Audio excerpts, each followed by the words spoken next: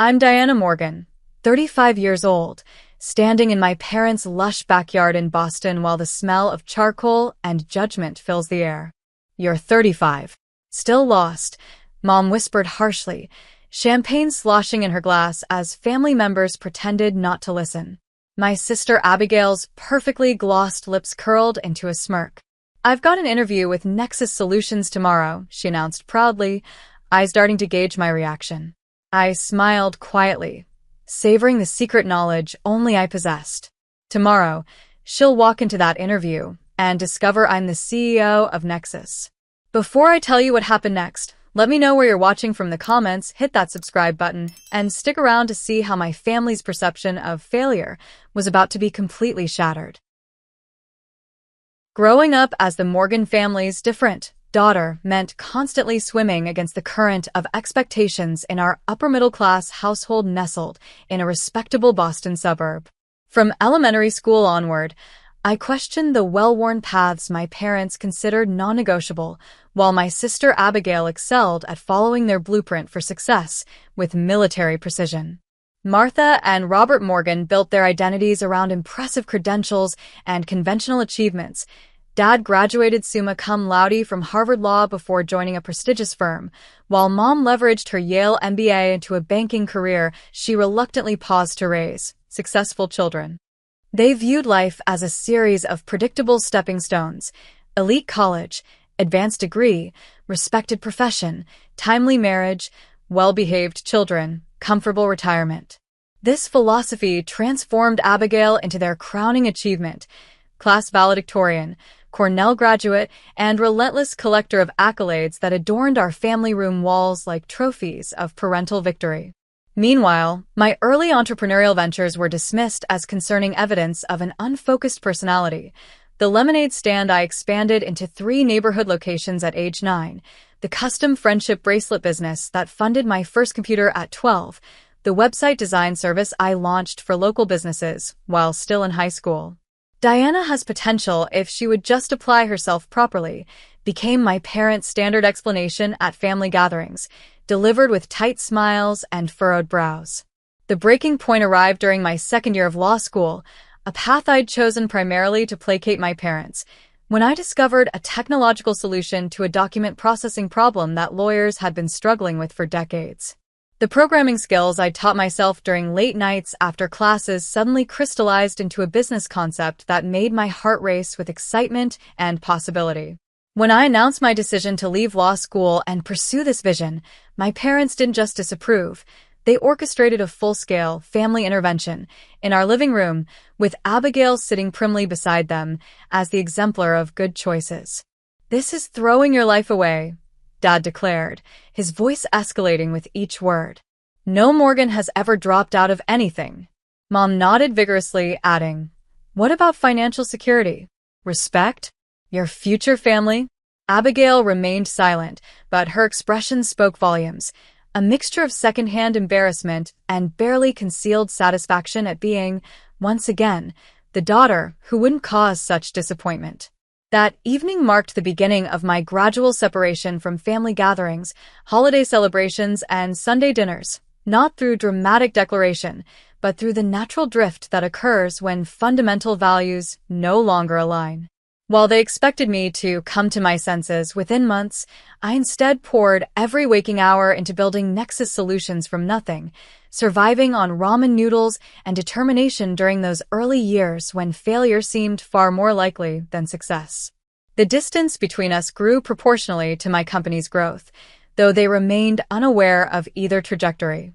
I made a deliberate choice to operate under my mother's maiden name professionally, ensuring that casual Google searches of Diana Morgan wouldn't reveal my mounting accomplishments in the tech industry. For 7 years, I constructed a life and company separate from their knowledge or approval, watching from afar as they continued celebrating Abigail's adherence to their prescribed path, her law school graduation, her engagement to a suitable banker, her purchase of a home in the right neighborhood. The irony wasn't lost on me that while they worried about my ability to support myself, I was quietly building a company valued at over $300 million, employing hundreds of people and revolutionizing legal document processing across the country. Their perception of me remained frozen in time, the disappointing daughter who couldn't follow simple instructions for success. I occasionally caught glimpses of their lives through holiday cards and distant social media connections, noting how Abigail's seemingly perfect trajectory had become their primary source of parental pride and validation. What they couldn't see, what no one in my family could see, was that their lost daughter had actually found exactly what she needed by walking away from their narrow definition of achievement. The annual Morgan family barbecue tradition began promptly at 3 o'clock on the last Saturday of June, a ritual as predictable as my mother's passive-aggressive comments about my life choices. This particular gathering marked my first appearance at a family function in nearly 8 months, a decision prompted more by curiosity than nostalgia after receiving my mother's text that mentioned Abigail had exciting career news to share. I arrived intentionally 10 minutes late, parking my modest Toyota several blocks away instead of the sleek Tesla that actually belonged to me, another calculated choice to maintain the facade they expected. The familiar scent of my father's carefully guarded barbecue sauce recipe permeated the air as I navigated through the immaculately landscaped backyard where approximately 20 relatives had already assembled, each clutching drinks and assumptions in equal measure. My Aunt Caroline spotted me first, her eyebrows lifting slightly before she composed her features into what I recognized as her supportive smile, reserved for family members experiencing difficulties. "Diana, what a lovely surprise to see you here," she exclaimed with exaggerated enthusiasm, air-kissing both my cheeks while discreetly assessing my clearance rack sundress, another conscious choice for the occasion. "We were just talking about Tyler's new position at Massachusetts General," she continued, gesturing toward my cousin who stood proudly recounting some surgical procedure to an attentive audience of relatives. Tyler acknowledged me with a quick nod before continuing his story, apparently too engrossed in medical heroics to properly greet the family disappointment. My father manned the grill with characteristic precision, spatula in one hand and timer in the other, his engineer's mind never quite able to accept barbecuing as an art rather than a science. 18 minutes each side, never more, it was explaining to my Uncle Paul, who nodded with the resigned expression of someone who had heard this lecture annually for decades. Dad's eyes met mine briefly, his greeting a terse "Diana," accompanied by a tight-lipped attempt at a smile that didn't reach his eyes. Mom emerged from the kitchen balancing a tray of her signature deviled eggs, her face momentarily registering surprise at my presence before quickly rearranging itself into hostess mode. "Diana, I wasn't sure you'd make it," she called out code for "I assumed you wouldn't bother showing up as usual." Before I could respond, Uncle James materialized beside me, drink already half empty and inhibitions lowered accordingly. "So, kiddo, what are you doing with yourself these days? Still figuring things out?" The familiar question hung in the air like the mosquitoes that inevitably appeared as afternoon transitioned to evening. I offered my standard vague response about working in tech, a truthful yet deliberately understated description that family members typically interpreted as answering phones at a call center or perhaps data entry if they were feeling generous in their assumptions. "Tech, huh? Good field if you can get established," Uncle James replied with thinly veiled skepticism before launching into an unsolicited explanation of how his financial planning business had helped clients retire comfortably for 40 years. The afternoon progressed predictably. Conversations about mortgages, private schools, vacation properties, and retirement portfolios dominated as I drifted between groups, offering non-committal responses when directly addressed while observing the familiar family dynamics with anthropological detachment. Cousin Jennifer proudly displayed ultrasound images of her third child. Aunt Patricia detailed her recent Mediterranean cruise with meticulous attention to the square footage of her suite, and my father's brother Douglas subtly mentioned the new Mercedes parked in my parents' driveway 3 separate times during appetizers alone. The collective attention shifted dramatically when my mother clinked her glass as everyone gathered around the elaborately arranged dining table on the stone patio. "Before we eat, Abigail has some wonderful news to share," she announced, her voice carrying that distinctive note of maternal pride reserved exclusively for my sister's achievements. Abigail rose gracefully, her designer sundress and perfectly highlighted hair capturing the golden hour sunlight like a character from a Nancy Meyers film. I'm thrilled to announce that after months of networking and preparation, I've secured an interview with Nexus Solutions, she proclaimed, pausing dramatically to allow appropriate gasps and murmurs. It's an executive position in their legal department, and according to my contact there, they're very impressed with my background. The collective family reaction suggested she'd announced a guaranteed Nobel Prize rather than merely an interview, with congratulatory exclamations and knowing nods exchanged across the table. Nexus is absolutely disrupting the entire legal technology sector, my father announced authoritatively, despite having never mentioned the company in my presence before. Their valuation jumped 80% last year alone. My mother beamed while squeezing Abigail's shoulder affectionately, adding, "They only interview the very top candidates.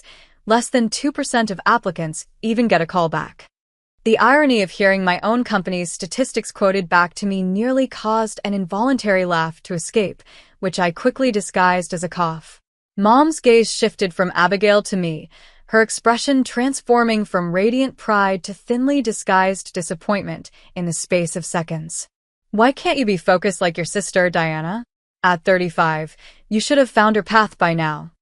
The table fell momentarily silent, that uncomfortable quiet that descends when someone speaks aloud what others think but know better than to say. Abigail filled the awkward pause with practiced diplomacy. "I'm sure Diana is doing fine in her own way," delivering the statement with such condescension that it sounded more insulting than silence would have been. This opened the floodgates for a family-wide assessment of my perceived shortcomings, thinly veiled as concern. Aunt Patricia wondered aloud if I'd considered administrative work at a stable company with good benefits. Uncle James suggested it wasn't too late to consider community college for an associate's degree in something practical, and Cousin Tyler helpfully noted that the hospital cafeteria was hiring cashiers with very reasonable hours and employee discounts. Throughout this public dissection of my apparent failures, I maintained a slight smile, allowing their assumptions to wash over me while mentally reviewing the quarterly projections meeting I'd be leading Monday morning for a company none of them realized I had built from nothing. As the conversation eventually drifted to other topics and family members dispersed into smaller conversational clusters, I made the quiet decision that tomorrow, after Abigail's interview, would finally be the day when perceptions and reality collided. The distance between my family's perception and my reality began the day I walked out of law school carrying nothing but a backpack containing an old laptop and a notebook filled with algorithm sketches. My one-bedroom apartment in Somerville became Nexus Solutions' first headquarters, with a second-hand desk wedged between my bed and the sole window that provided natural light from a narrow air shaft. Those early months tested every ounce of conviction I possessed, especially when the first round of potential investors dismissed my business plan with barely concealed patronizing smiles. Interesting concept, but perhaps too ambitious for someone without technical credentials, one venture capitalist commented while glancing at his watch, clearly having allocated the minimum courtesy time for our meeting. Another suggested I find a technical co-founder, preferably someone with an engineering background from MIT or Stanford, implying without saying directly that my self-taught programming skills couldn't possibly be sufficient for such an undertaking.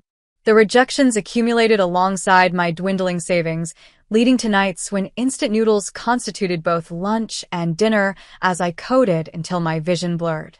The pivotal turning point arrived unexpectedly through a chance encounter at a small legal tech meetup in Cambridge, where I presented a rudimentary prototype of my document processing system. Among the sparse audience sat Rebecca Winters, a former tech executive who had recently sold her cybersecurity company and was exploring new investment opportunities. Unlike previous potential investors, Rebecca asked technical questions that delved into the core functionality of my algorithm rather than fixating on my unconventional background or lack of Ivy League computer science degree. "The approach you're taking to natural language processing for legal documents is genuinely innovative," she remarked after my presentation, handing me her business card with private contact information handwritten on the back. "Call me tomorrow. I'd like to discuss this further." That conversation led to Nexus Solutions' first seed funding, $300,000 in exchange for 15% equity, accompanied by Rebecca's invaluable mentorship and industry connections. With actual capital available, I upgraded from my apartment office to a small commercial space in Kendall Square, hired 2 junior developers, and accelerated the development timeline for our core product. The breakthrough that transformed our trajectory came during a caffeine-fueled 48-hour coding marathon when I finally perfected the proprietary algorithm that could interpret, categorize, and extract critical information from legal documents with unprecedented accuracy. The system could analyze thousands of pages of contracts, depositions, and case law in minutes rather than the days or weeks required by teams of paralegals and junior associates, all while maintaining higher accuracy rates than manual review. Securing our first major client required persistence bordering on stubbornness, with dozens of law firms politely declining demonstrations before Hamilton and Associates, a mid-sized practice specializing in corporate mergers, agreed to pilot our system for a complex acquisition case. Their senior partner's skeptical expression transformed into stunned disbelief when our software completed in 30 minutes what would have required his team approximately 3 weeks of manual document review.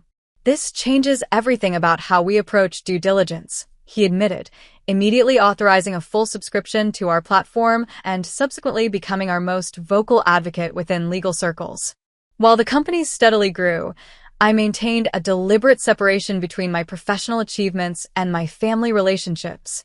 Operating professionally as Diana Winters, borrowing my mentor's surname, provided a convenient shield that prevented casual connections between the increasingly visible CEO of Nexus Solutions and the Morgan family's underachieving daughter. The strategic decision to maintain this divided identity stemmed not from shame, but from a desire to succeed entirely on my own merits, without either the advantage or the burden of family connections. The 18-hour workdays during those formative years left little time for family gatherings anyway, making it relatively easy to maintain the illusion that I was simply figuring things out rather than revolutionizing an industry. Particularly satisfying milestones passed entirely without my family's knowledge.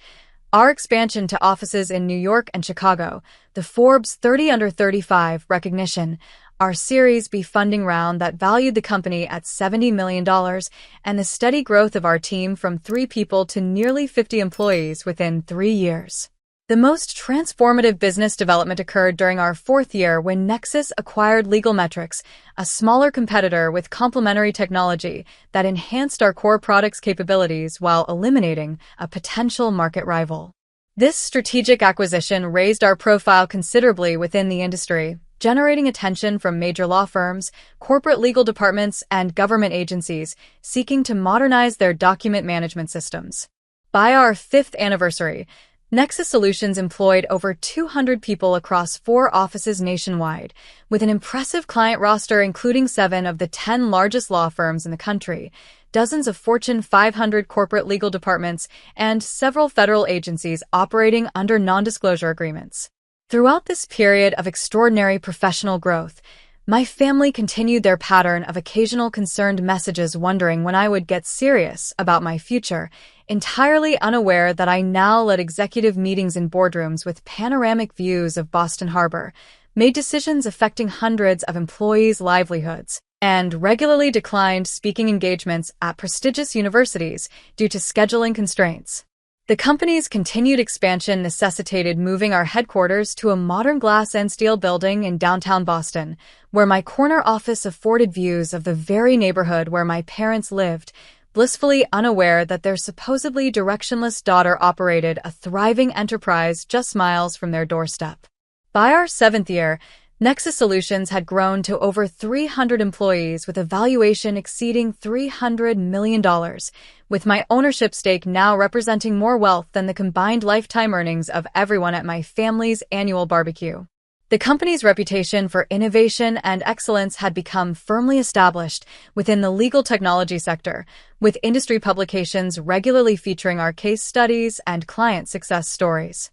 Multiple acquisition offers from larger tech companies arrived with increasing frequency and escalating valuations, all of which I politely declined, preferring to maintain control of the company's direction and culture rather than cashing out prematurely.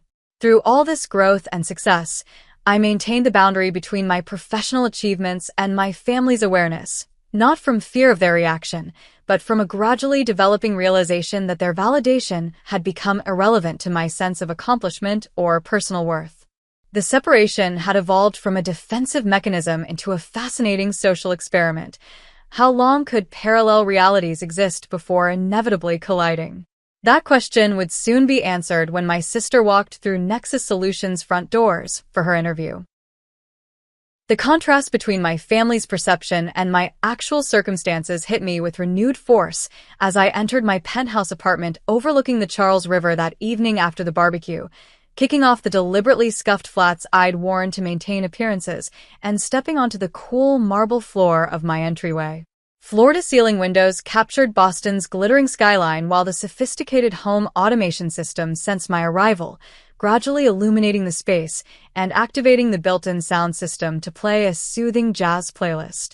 Shrugging off the clearance rack sundress that had served as part of my disguise, I changed into silk loungewear and poured myself 2 fingers of 18-year-old Macallan, a small reward for enduring 3 hours of thinly veiled criticism and condescension from people whose combined net worth I could exceed with a single month of my current income.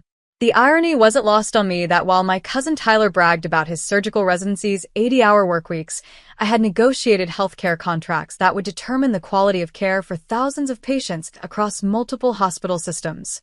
My ruminations were interrupted by a call from Thomas Blackwood, Nexus Solutions' Chief Operating Officer and the person who had been with the company almost since its inception, having joined as our 5th employee after leaving a prestigious position at Oracle. The interview schedule is finalized for tomorrow, he began without preamble, our years of collaboration eliminating the need for small talk.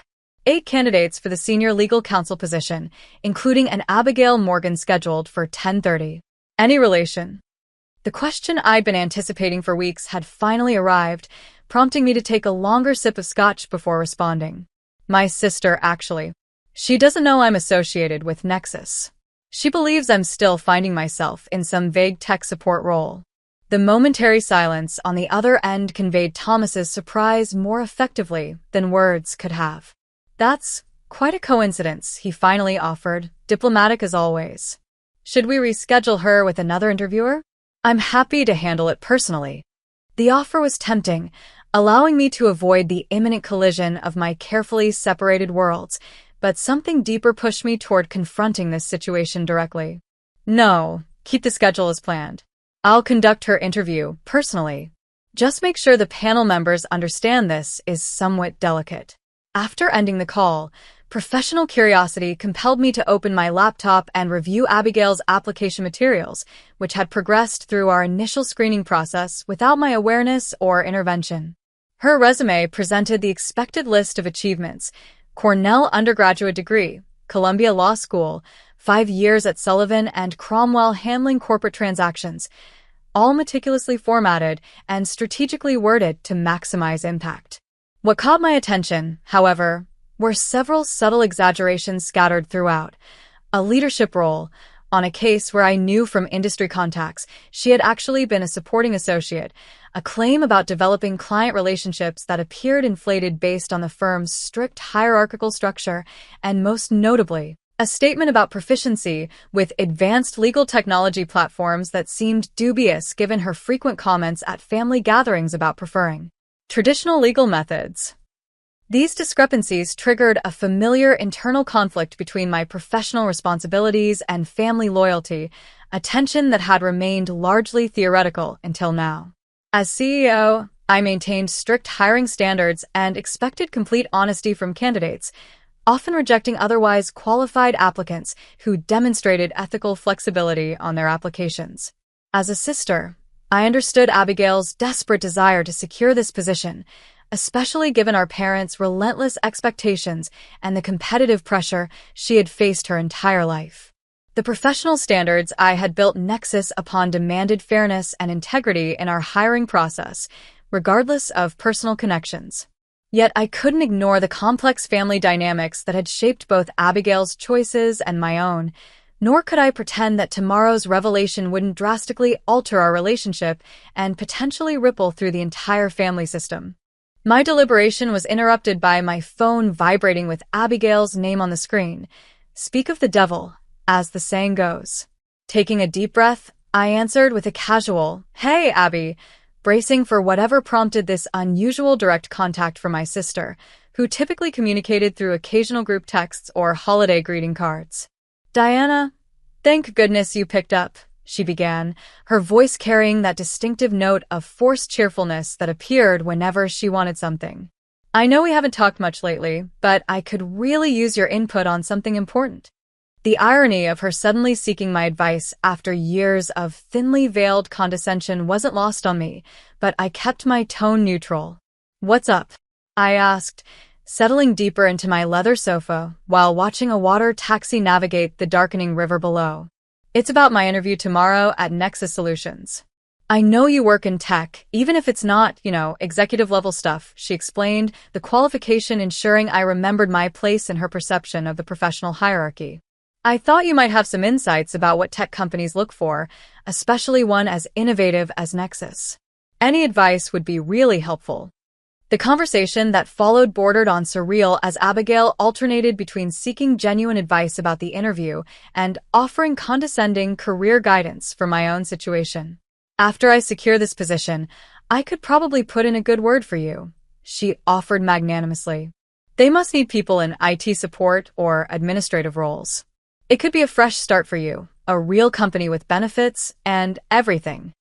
I murmured noncommittal thanks, while suppressing the urge to mention that I had personally designed the comprehensive benefits package she was so excited about potentially receiving. "You know, Diana," she continued, her voice taking on the familiar lecturing tone I'd endured at countless family gatherings, "it's never too late to get your life together. Look at me. I've followed a clear path, made strategic choices, and now I'm being considered for a senior position at one of the most innovative companies in legal tech. You could turn things around too with some structure and focus." The temptation to reveal everything in that moment was nearly overwhelming, but I recognized it as an impulse driven more by petty satisfaction than constructive purpose. Instead, I offered genuinely useful interview advice stripped of any hints about my actual role. Prepare specific examples of problem solving, research the company's recent projects, and demonstrate authentic interest in legal technology's future. After ending the call with Abigail, I spent much of the night weighing various approaches to tomorrow's inevitable confrontation, considering outcomes ranging from vindictive revelation, immediately disqualifying her for the misleading resume, to quiet intervention, recusing myself and ensuring she got the position regardless of qualifications. By morning, having slept fitfully between bouts of ethical wrestling, I arrived at a decision that honored both my professional responsibilities and the complicated love I still maintained for my family despite years of misunderstanding and judgment. I would handle the situation with complete transparency and integrity, allowing Abigail to be evaluated on her actual merits while no longer hiding my own achievements or enabling family fiction. The morning brought uncharacteristic butterflies to my stomach as I dressed in my standard work attire, a tailored charcoal suit, ivory silk blouse, and the subtle diamond studs that had been my first significant purchase after Nexus secured its series of funding. My driver, Michael, sensed my unusual tension during our morning commute.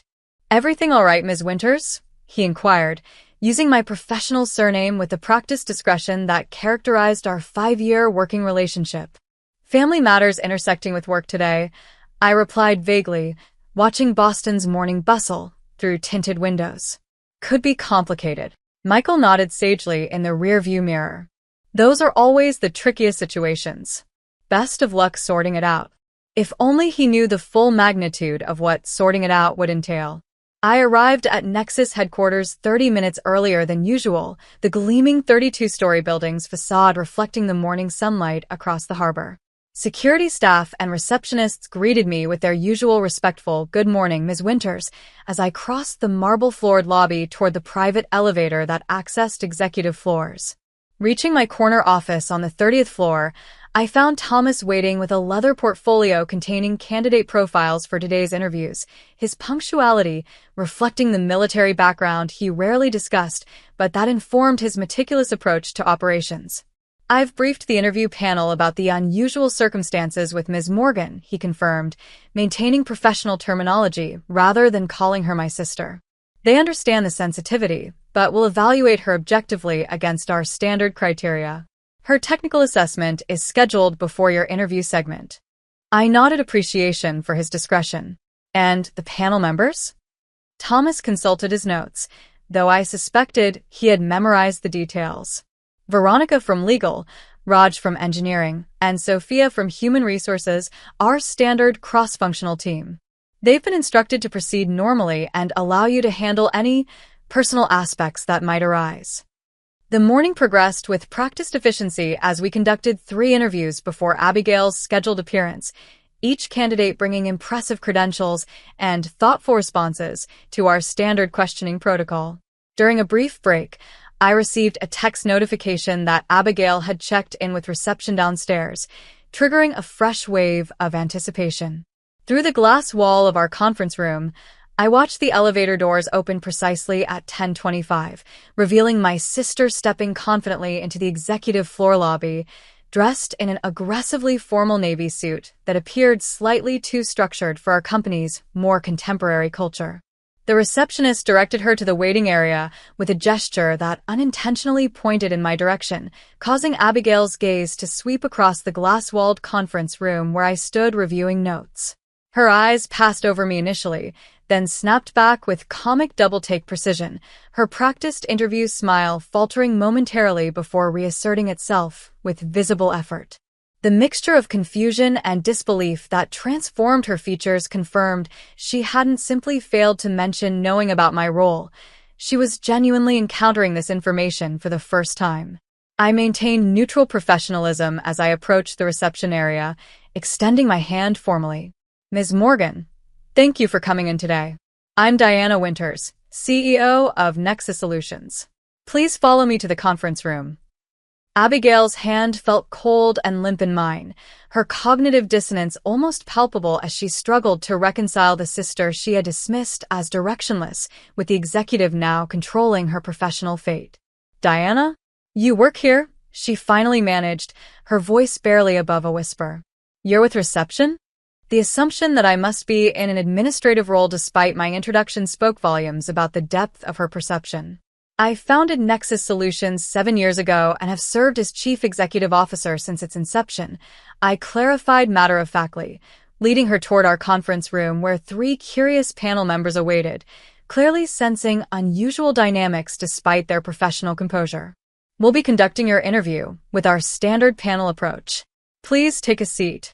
The 90 minutes that followed ranked among the most surreal professional experiences of my career, watching my typically poised and articulate sister struggle through standard interview questions while periodically darting bewildered glances in my direction.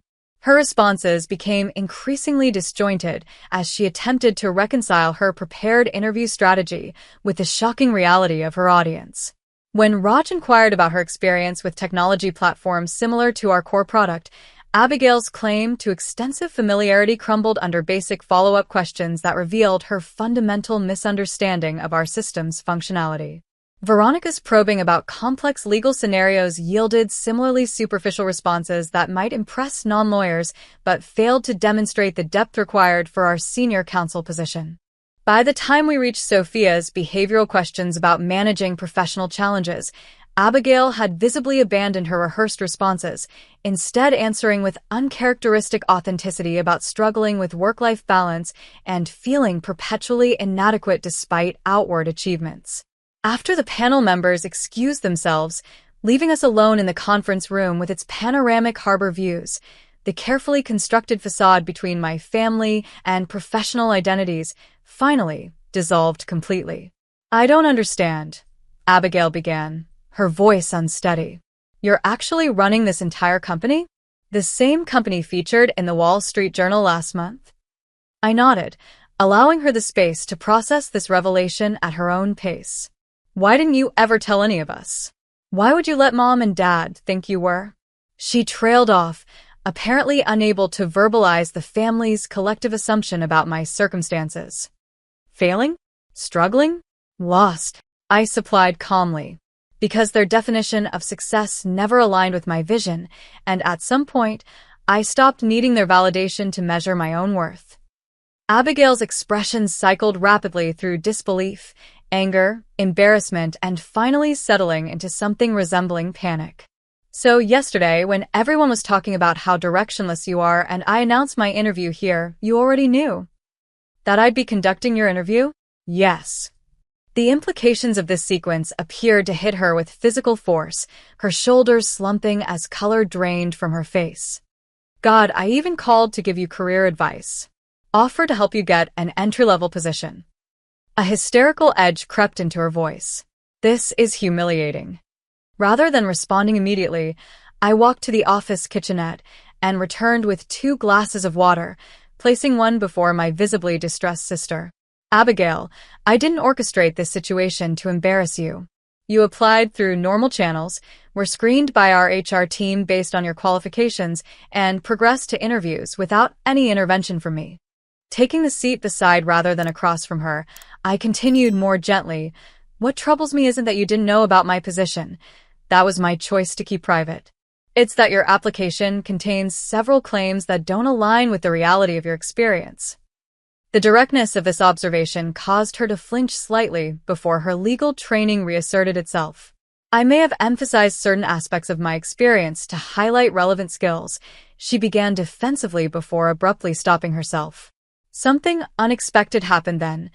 Abigail's carefully cultivated professional mask crumbled entirely as tears formed in her eyes. Do you have any idea what it's like? She asked quietly. Being the successful daughter that mom and dad parade around? The expectations never stop increasing. Cornell wasn't good enough. It should have been Harvard. Making law review wasn't enough. I should have been editor. Every achievement just raises the bar for the next impossible standard. This raw vulnerability from my perpetually composed sister caught me completely off guard. Each family gathering, I have to arrive with some new accomplishment, some evidence that their investment in me is paying off, she continued, wiping tears with uncharacteristic disregard for her makeup. When I heard about this position at Nexus, it seemed perfect, prestigious enough to satisfy them, challenging enough to actually engage me. I've been miserable at Sullivan and Cromwell for years, but quitting without something better wasn't an option. The revelation of Abigail's private struggles beneath her seemingly perfect adherence to our parents' expectations shifted something fundamental in my perception of our family dynamics. The golden child and the disappointment suddenly appeared as 2 sides of the same damaged coin, both responding to parental conditional love, just with different coping mechanisms. I had no idea, I admitted, reaching across the conference table to squeeze her hand briefly. From the outside, you always seemed completely aligned with their vision, thriving under the same expectations that felt suffocating to me. Abigail gave a hollow laugh. That's what makes this so ironically perfect. You escaped their expectations and built something extraordinary on your own terms. I followed their blueprint exactly and ended up miserable, faking qualifications for a job interview at my rebellious sister's company. The absurdity of the situation finally broke through the tension, causing us both to laugh with a genuineness I couldn't remember sharing with my sister since childhood. As our conversation shifted toward more honest territory than we'd explored in decades, the superficial sibling rivalry imposed by parental expectations began dissolving, replaced by tentative recognition of shared experiences viewed through different lenses. The emergency family dinner orchestrated by Abigail that evening brought me back to my parents' colonial-style home in Beacon Hill for the second time in 48 hours, a frequency unprecedented in recent years. My mother's confusion was evident when she opened the door to find me standing beside Abigail, both of us arriving in the same vehicle rather than separately, as would have been expected given our historically distant relationship.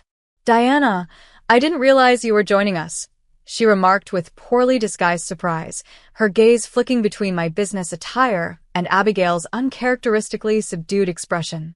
Abigail mentioned needing to discuss something important, but didn't specify. "This concerns all of us," Abigail interjected with unusual assertiveness, guiding me into the formal dining room where our father already sat reviewing documents at his customary place at the head of the table. Robert Morgan glanced up with mild irritation at the interruption, his reading glasses perched low on his nose, before registering my unexpected presence. "Diana, Is everything all right? The automatic assumption that my appearance at an unscheduled family gathering must indicate some personal crisis spoke volumes about their perception of my life stability. Before I could respond, Abigail took control of the narrative. Mom, Dad, we need to have an honest conversation about something important. It's about my interview today. My mother brightened immediately, interpreting this as good news about the position we'd heard so much about at yesterday's barbecue. Did they offer you the job already?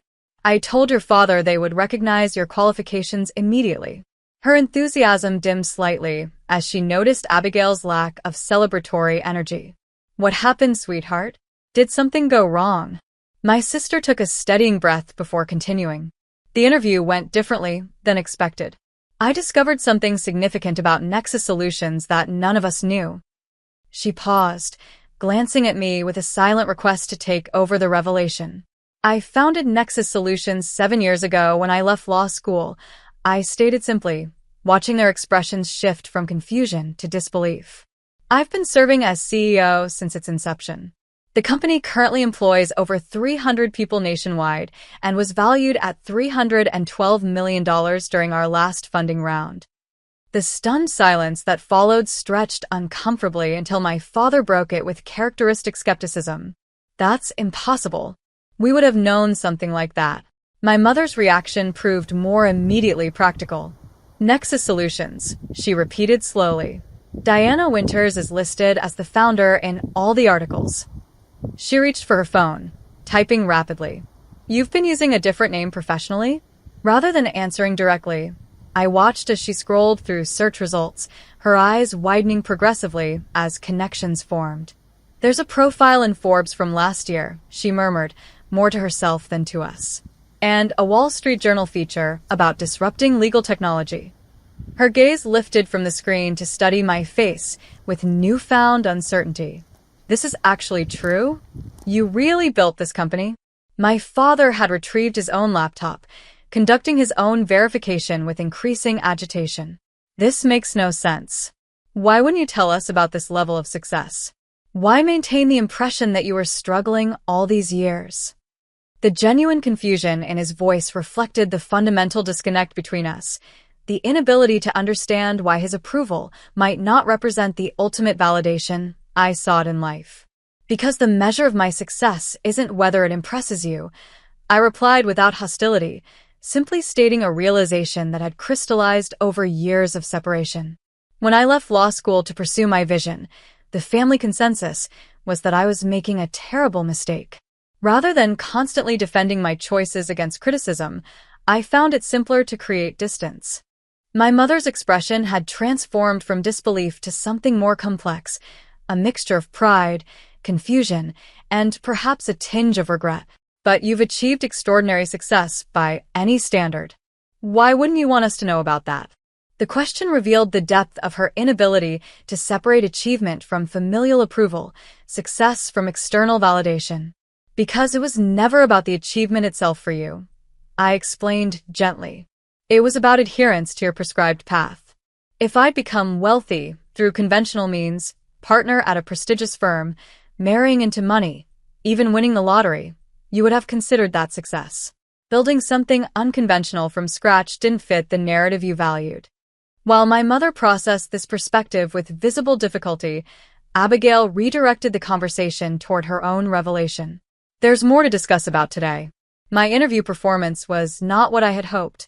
I've been so focused on maintaining the appearance of professional satisfaction and achievement that I've neglected developing genuine expertise or passion for my work. This unprecedented admission of vulnerability from the family's golden child shifted attention away from my revelation, causing both parents to focus on Abigail with concerned expressions. What are you saying, sweetheart?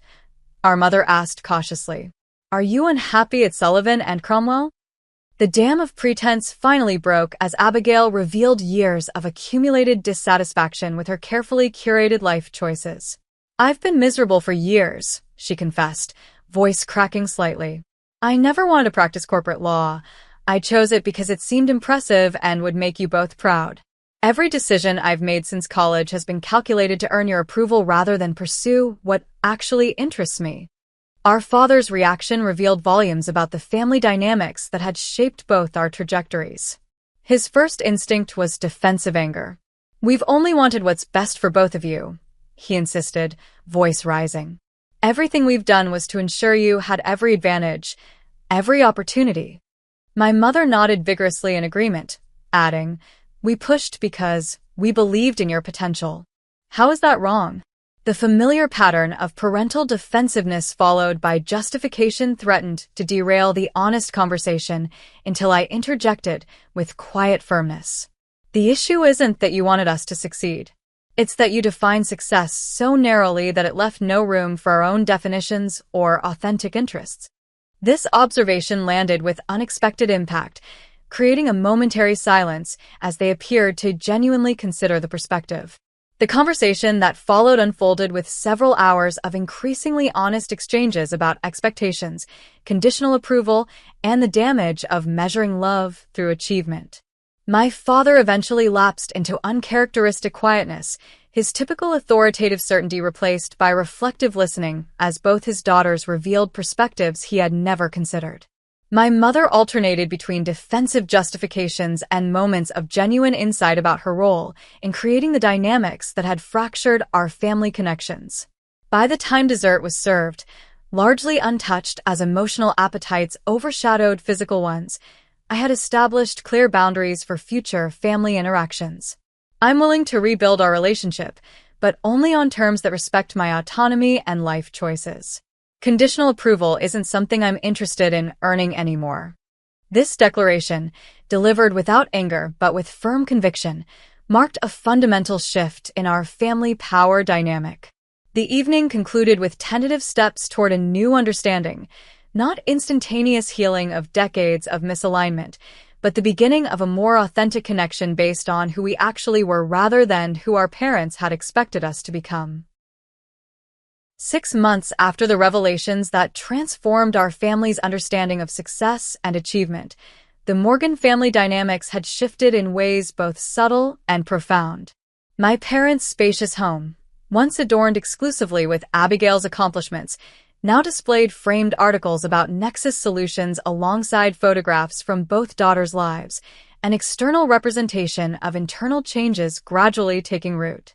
The most significant transformation occurred in my relationship with Abigail, which evolved from distant competition to genuine collaboration after she declined the position at Nexus, acknowledging honestly that her qualifications didn't match the role, and instead accepted my offer to help her explore career paths that genuinely engaged her interests. Our weekly coffee meetings became opportunities for authentic connection as she gradually uncovered a passion for educational technology that had been buried beneath years of parental expectations. "I've spent so much time trying to win a game I never actually wanted to play," she confided during one such meeting, stirring her latte thoughtfully. "Watching you present to your executive team last week was eye-opening, not because of your position or the company's success, but because of how genuinely excited you are about the work itself." This observation captured perfectly the fundamental shift in perspective she was experiencing. I established healthier boundaries with our parents while simultaneously building more authentic connections, no longer avoiding family gatherings, but approaching them with clear limits on certain topics and behaviors. When my mother slipped into old patterns, comparing my single status to Abigail's relationship, "35 is getting up there, Diana, and you're such a catch now with your company," I responded with calm directness. "Mom, we discussed how comparing your daughters doesn't foster healthy relationships. I'm happy with my life exactly as it is." These gentle but consistent corrections gradually modified behaviors that had seemed immutable for decades. My father's adjustment proved surprisingly substantial once his initial defensiveness subsided. His engineering mind approached our strained relationship as a problem to be solved, leading him to seek books on parental expectations and even attend a workshop on family dynamics, efforts that would have been unimaginable mere months earlier. "I've been thinking about what you said regarding conditional love," he acknowledged during a private conversation in his study. "It wasn't intentional, but I see now how our focus on achievements might have communicated that our approval was performance-based." This humble acknowledgement, clearly difficult for a man accustomed to certainty, opened pathways for healing that decades of argument never could have achieved. The professional consequences of our family revelations proved equally transformative. Abigail, liberated from the pressure to maintain appearances of corporate law happiness, discovered genuine enthusiasm for developing educational platforms that made legal concepts accessible to underserved communities. Her legal background, combined with newly developed technical knowledge, acquired through courses I helped her identify, positioned her uniquely in an emerging field that engaged both her analytical abilities and previously unexpressed creativity. Watching her excitement grow as she developed her first prototype educational game for high school students interested in law provided satisfaction entirely different from my business achievements. The joy of witnessing authentic passion replace performative success. My own professional trajectory expanded to include establishing a scholarship fund for unconventional entrepreneurs, particularly those pursuing non-traditional paths without family support or connections. The Diana Morgan Fellowship, using my birth name professionally for the first time, provided funding, mentorship, and networking opportunities for 10 promising innovators annually, with selection criteria emphasizing authentic vision and determination rather than prestigious credentials. Explaining this initiative during a rare joint interview with Abigail for a business publication, I shared the philosophy underlying both the fellowship and my revised approach to family relationships. Traditional metrics of success often miss the most innovative potential. The people who change industries are frequently those who question established patterns rather than perfectly following them. The healing process included professional family therapy sessions that provided structured space for addressing decades of accumulated misunderstandings and hurt feelings. These conversations occasionally became uncomfortable as buried resentment surfaced, but the skilled therapist helped us navigate toward understanding rather than assigning blame.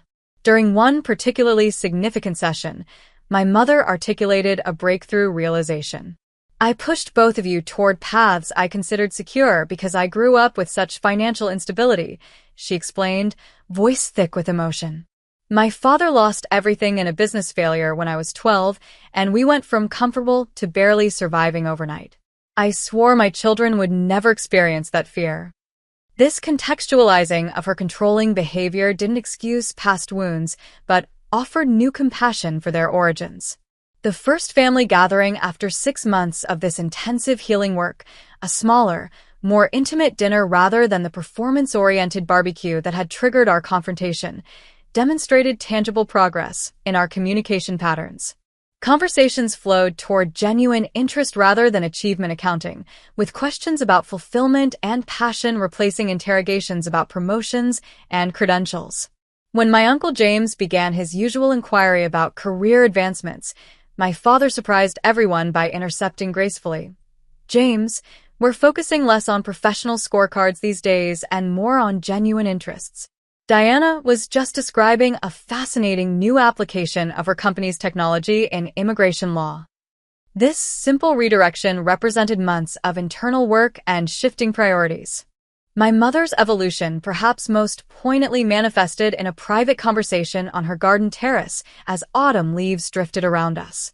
I owe you an apology that's long overdue, she began, uncharacteristic vulnerability evident in her voice. I measured your worth by standards that failed to recognize your unique gifts. What you've built isn't just impressive because it's successful by conventional metrics. It's extraordinary because it represents authentic vision and perseverance. I'm sorry it took me so long to see that. The genuine acknowledgement brought tears to my eyes as decades of seeking maternal validation dissolved into something more meaningful, mutual respect between adults who could now see each other clearly. By the following summer, when another family barbecue approached, the contrast with the previous year's event couldn't have been more pronounced. Rather than arriving with dread and emotional armor, I looked forward to genuine connections with relatives who now asked about my passion projects rather than relationship status or arbitrary achievements. Abigail and I arrived together, both successful by different measures, but more importantly, both pursuing paths aligned with our authentic interests rather than external expectations. The most profound transformation, however, wasn't in career trajectories or family gatherings, but in my internal relationship with success itself. The validation I had unconsciously sought even while rejecting my parents' definition of achievement gradually dissolved into something more sustainable, satisfaction derived from creation rather than recognition, from authentic expression rather than external metrics. This perspective shift represented the true liberation from family patterns, allowing appreciation for accomplishments without attachment to others' perceptions of their value. The life lesson emerging from this family transformation transcended simple narratives about following one's dreams or standing up to parental pressure. It revealed the subtle distinction between rejecting others' definitions of success and truly creating one's own, a difference between rebellion against external standards and authentic alignment with internal values. The courage required wasn't in dramatic confrontation but in quiet persistence, building something meaningful while releasing the need for validation from those who couldn't yet understand its value. As I reflect on this journey from apparent failure to recognize success to something more meaningful than either label can capture, I realize the most important freedom isn't financial independence or professional autonomy, but liberation from seeking approval as a measure of worth. The peace I discovered came not from proving my parents wrong about my choices, but from reaching a place where their opinion, whether critical or approving, no longer defined my sense of accomplishment or fulfillment. Have you ever had to choose between family expectations and your authentic path? How did you navigate that challenging terrain? I'd love to hear your experiences in the comments below. Don't forget to subscribe if you found meaning in this story, and hit that like button to help others find these reflections on redefining success beyond external validation. Share with someone who might be struggling with similar family dynamics. Sometimes knowing we're not alone in these complex journeys is the most valuable gift we can receive. Thank you for joining me in this vulnerable sharing, and remember that true success isn't what others can see and applaud, but the alignment between your daily choices and your deepest values.